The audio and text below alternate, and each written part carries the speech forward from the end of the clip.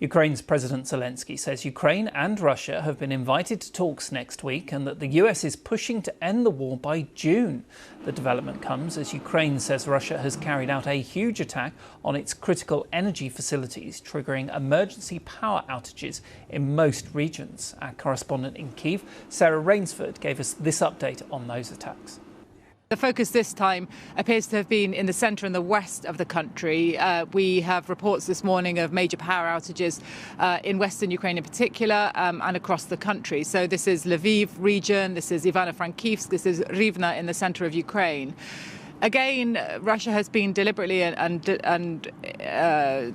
in a focused way targeting the energy infrastructure, which is something of a pattern this winter. Of course, it has been a particularly cold winter this year, and that has led to these massive outages of power that we've seen, and many people left without central heating, without hot water, and sometimes without electricity in their homes. So that is a campaign which has continued overnight. We were at a power station here in Kyiv just yesterday to witness some of the damage that had been done there in repeated attacks earlier in the month. So a few days ago here in Kyiv, that particular power station was hit with 5 ballistic missiles, and the damage is enormous. In fact, that power plant, which at the time was only generating heating, it was not even generating electricity because of previous damage, that power plant won't be repaired this winter. The damage is obvious, it is immense. The place has been smashed to smithereens. So Russia's attacks continue, and again, yes, it was a major attack overnight, particularly focused on the west. Give us a sense of what the locals are making of that, because obviously the Russians are targeting the power because then they're in the freezing conditions. How are they getting through the days without that power? Yeah, I mean, I think it's clear that these attacks are supposed to be debilitating. They're supposed to make Ukrainians angry, presumably to turn them against their own authorities and to demand a stop to this war, to demand that Ukraine makes concessions. You might think logically that would be what happened, but it's not what we found here. It's certainly not the mood on the ground. We've been to speak to many people in recent days and the last couple of weeks who have no heating, who have no hot water, who are living in really tough conditions at home, and they are getting through. And in fact, I think if anything, the resilience has increased. They are not in any mood for compromise or for surrender, certainly.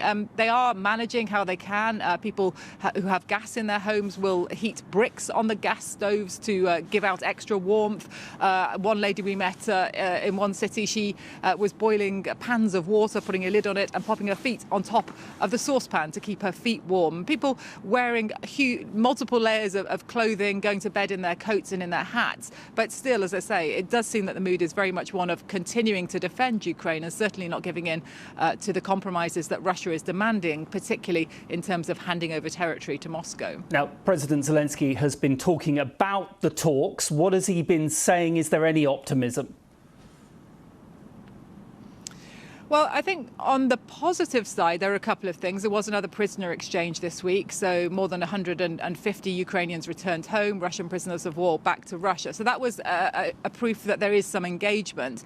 In terms of the talks too, President Zelensky has said that Russia is engaged in less rhetoric these days and much more focused on the concrete matters of any kind of deal. So particularly, for example, how any ceasefire would be monitored, who would be involved, where lines might be drawn. So instead of giving endless false historical lectures, he said, they are focusing on the practicalities. And that's partly because the makeup of the Russian team negotiating has changed. So a more serious approach, he argues. But again, he is saying that Russia is insisting on taking territory for free, that Ukraine will not hand over. One interesting point I think he did make is that there is now some serious discussion about whether there might be at some point a trilateral meeting between Presidents Zelensky, Donald Trump and Vladimir Putin of Russia to discuss what he said were the most complicated parts of any peace deal. So he said they might have to be left to the presidents to discuss, and that was something that Ukraine was open to. But that is, I think, a long way off at the moment. At the moment, there is massive disagreement over territory and no sign of any compromise. Sarah Rainsford reporting from Kyiv.